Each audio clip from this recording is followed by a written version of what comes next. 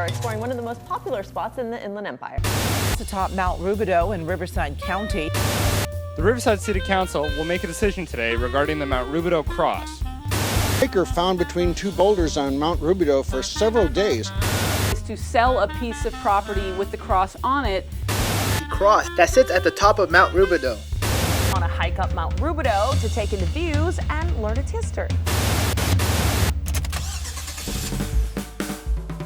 If you drive onto Mission Road right off the 60 freeway in Riverside, just north of downtown, you'll reach Mount Rubidoux. Mount Rubidoux is a summit in Riverside County at an elevation of 1,319 feet or 402 meters. After a 40-minute to an hour-long hike, the view from the summit will give you sights of downtown Riverside and its surrounding areas. Once you park there, you get to the top, and you'll be right next to a giant white cross, whose first iteration was erected sometime in the spring of 1907. The white concrete cross that we see today was placed in 1963. On the other side of the cross is an American flag, and there is ample space between the two for picnics, small unsanctioned gatherings, or just as a spot to catch your breath and take in the view. Throughout the years, the location attracted more visitors, and the site was designated as a cultural heritage landmark in 1976. The mountain attracts locals to the hike every day, but it also attracts, according to the city, the largest non-denominational Easter sunrise service in the country every year. Welcome to this beautiful Resurrection Sunday. According to a PBS SoCal article written in 2012, by 1909 the nation's first sunrise Easter service was held. About 100 people came, and in 1926, 20,000 gathered. The giant cross isn't the only landmark on the mountain, however. There is also a small bridge and castle structure on the hike, serving as a sort of landmark before you reach the summit. The cross is a very popular religious symbol, so it's easy to understand the significance behind it. Besides, it's placed at the very top of the mountain. It's really hard to miss. But this smaller structure, it's mostly hidden from view unless you're looking at the mountain from Riverside on the eastern ridge. This landmark is called Peace Tower, and it's accompanied by Friendship Ridge. There's even a small turret a few feet next to it, and some locals call this structure in its entirety the Castle.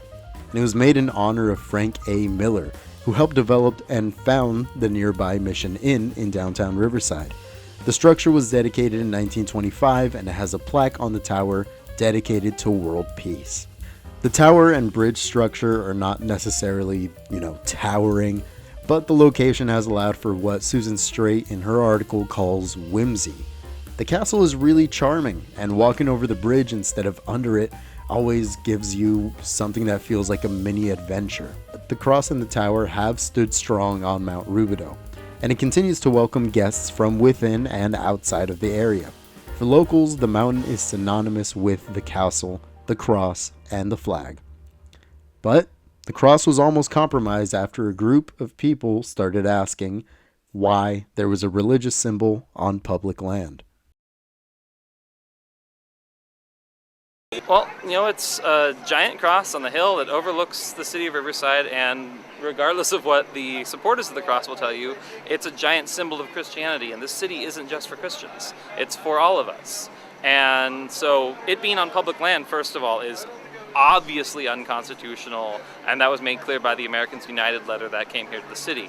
But beyond that, if the city sells it, the city knows that the only people who have the wherewithal to buy that land are church groups. And so the same cross is going to be there on the same hill, sending the same message that Riverside is first and foremost for Christians only. And I'm not okay with that. Public lands can be kind of tricky. I want to make it clear that I don't necessarily oppose the cross being there, but I could also see why it could cause some conversation. I do feel like placing a cross on the summit of one of the tallest mountains in the area probably didn't raise any eyebrows in the early 1900s. But there was a group that found it interesting, to say the least, that such a large religious symbol was presented on public land. But why a cross? Why is there such a giant religious symbol at the very top of Mount Rubidoux, and how is it still standing today? The mountain was originally owned by the Miller family, but it was deeded to the city of Riverside in 1955, with the city agreeing to conditions of maintaining the land. In 1985, the conditions of that deed expired and the mountaintop became public land. The cross, when it was first placed, was made out of wood. The original cross, placed up there in 1907, unfortunately was damaged by vandals in 1959. It was replaced at that time by another wooden cross. But in 1963, some of the citizens of Riverside banded together again and had the present cross erected and brought up on the mountain. By the time it became well known, Easter worshippers had already made the site a landmark, and a larger, sturdier cross made of steel and concrete was installed in 1963. According to the documentary Keeping the High Watch, this installation was difficult, since the cross was initially damaged when the helicopter that flew the cross onto the mountain was accidentally given permission to fly away while still attached to the structure. There's an interesting story with that. It was brought in by helicopter. When the helicopter brought in the iron structure, the bare iron structure, they placed it down, bolted the bolts, and then released, or at least they thought they released, the hook holding the iron structure.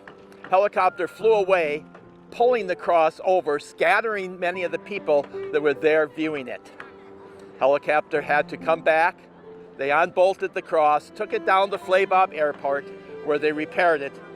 A week later, they brought it back, set it down, released it in the helicopter, hovered there until they were sure it was released, and then flew away. The cross was then plastered over, and the cross we see today is still there since 1963. Nevertheless, the cross was fixed and it still stands to this day.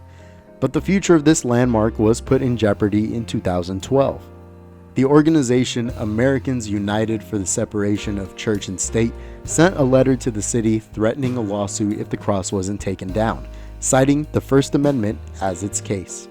For locals, the cross is nothing more than a landmark, but I can imagine a lot of Christians in the area especially being concerned that their landmark would be removed.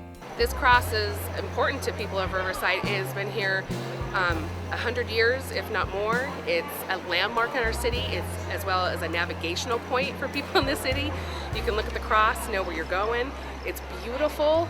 It's a part of Riverside history. It needs to stay here. Tim Aguilar of UCR's The Highlander highlighted that there was a tension when it came to religious symbols. Many Americans at the time were very familiar with Christian symbolism, especially California residents who may have grown up next to one of its many missions along the coast. Removing one of these symbols felt like, to many residents, a removal of history. However, it's difficult to say whether they would be as charitable with their assessments if these landmarks made reference to other religions. Despite this, it's difficult to deny the fact that the cross has sort of transcended religious symbolism. Fight for its relevance and its position to stay exactly where it is. It's not like the cross is its own church with resident priests and tax exemptions. This issue did cause a bit of a stir in 2012, but I'm willing to bet that many people opposed to the removal of the cross were in it purely for the preservation of the history of the site. Yes, the cross was originally erected to honor missionary Father Junipero Serra, who, if you live in California, you know very well, and you may have mixed opinions on his legacy. And it certainly doesn't help the fact that Frank Miller was in love with the architecture of Mission Revival, furthering that religious association. But, like Susan Straight said in her 2012 PBS article, on planes flying out of Ontario or Orange County or LAX, I can't count the times people have said, "Oh, that must be Riverside. There's a cross on Mount Rubidoux." The cross had become something beyond Christian symbolism. It became a part of the identity of Riverside itself.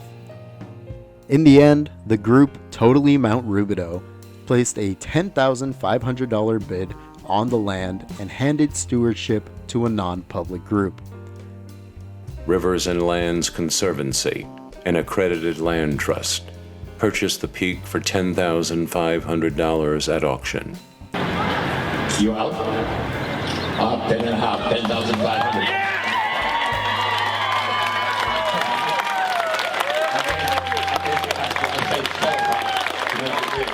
The day of the auction, which had the land start at $10,000, no other groups placed bids. People wanted this piece of land to be preserved. The top of Rubidoux is now preserved by the Rivers and Lands Conservancy, which was founded in Riverside as an organization focused on land preservation. But it's not a federal or a state program. That means that at the start of the hike, you're on public land, but by the time you reach the summit, you're essentially on private land. There were initially some public concerns with privatization. Namely, people did not want the public nature of the mountain to be compromised. There may have been some concerns that chain link fences would be put up there, or that some conservation work without federal oversight would jeopardize the flora and fauna that call the mountaintop home.